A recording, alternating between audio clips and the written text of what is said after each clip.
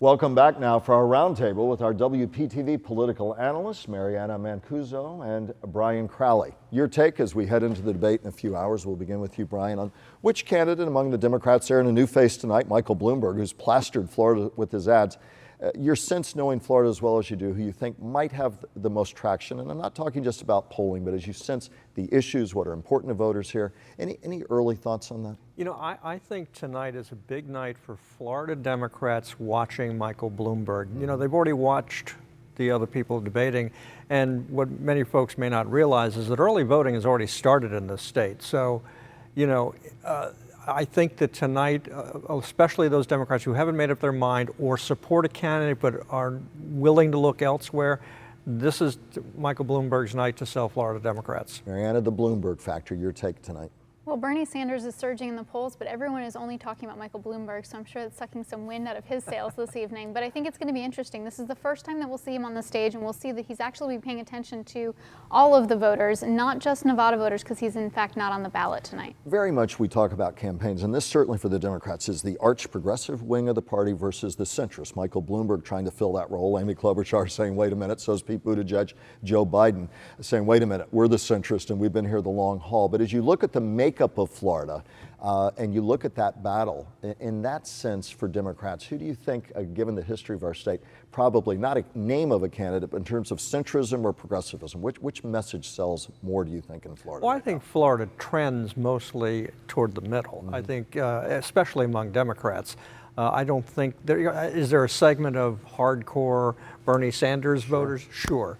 But I think overall, when you're looking to win in this state, you know, they tend to lean towards the centrist Democrat. We want to ask you too about some issues. Let's put up our poll if we can. We went on Facebook, unscientific poll, but we asked viewers via Facebook and Twitter what issues matter the most. And here's what the poll revealed: healthcare, economy, gun policy, immigration, education.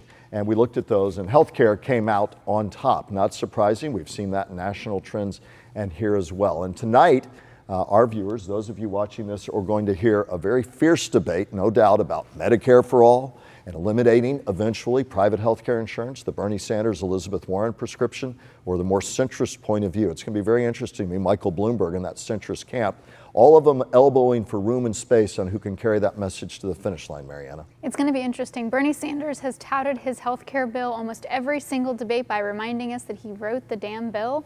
And Elizabeth Warren has also signed on to that bill, but she has her own plan for health care. Meanwhile, it'll be interesting to see where Joe Biden, Amy Klobuchar, Pete Buttigieg, and Michael Bloomberg fall when it comes to health care, especially Michael Bloomberg. All eyes are on him tonight, as I've mentioned, because we have no idea how he's going to perform or what he has ready for. You know, you bring up a good point. $400 million in, a lot of that spent in Florida. He's skipping the first several races. He wasn't in Iowa, wasn't in New Hampshire, not Nevada, South Carolina, Super Tuesday, and then on to Florida, March 17th. Bloomberg will be all in, but tonight could be make or break for him as much as for other people on that stage, whether he exceeds expectations or falls flat on his face, Brian. It's going to be interesting political theater. I think for Florida Democrats, he can do okay, he can do great, but he can't do badly. Mm-hmm. You know, he can survive okay, but I think if he just falls on his face tonight, I think Florida Democrats will stick with the people they already like. He'll be hammered on stop and frisk in New York as a crime fighting tool. He's apologized for it. He'll be hammered on alleged sexist comments over the course of his career. Your take? Let me also add that, you know, there are a lot of folks who, especially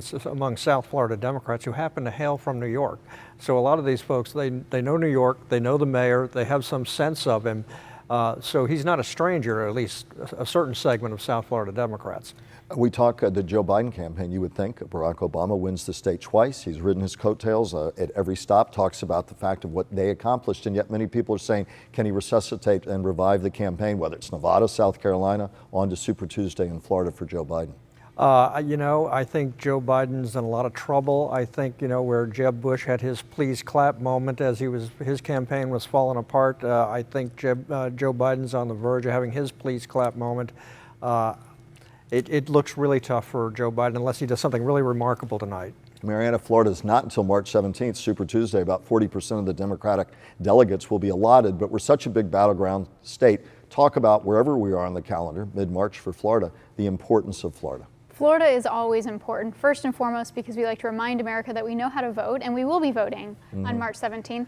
And we also have 219 delegates to allocate. And so I think when we look to the primary, we look at March, you know, as Brian said, Joe Biden's campaign is in a lot of trouble. It's treading water right now. So is Elizabeth Warren. They both did very poorly in Iowa and New Hampshire. And if they make it to Florida, that will be, I think, a godsend for their campaigns, because it's going to be very difficult. And Florida Democrats are looking for somebody who will not be, you know, so far necessarily hardcore progressive. I think that Bernie Sanders is going to have a lot of difficulty here in Florida, but they would have a chance to opt for candidates like Joe Biden, whereas Brian said, Bloomberg could have a great opportunity. But you need wind in your sails to get here and to make that a success. Michael Bloomberg, hoping with his hundreds of millions already spent in Florida, you have not been able to escape a television set or a social media outlet without seeing Michael Bloomberg.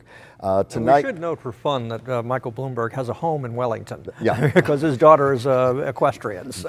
There you go. Final thoughts as we look at the shape of the race where we stand now. It's winnowing. Some argue we're going to see the field winnow more now.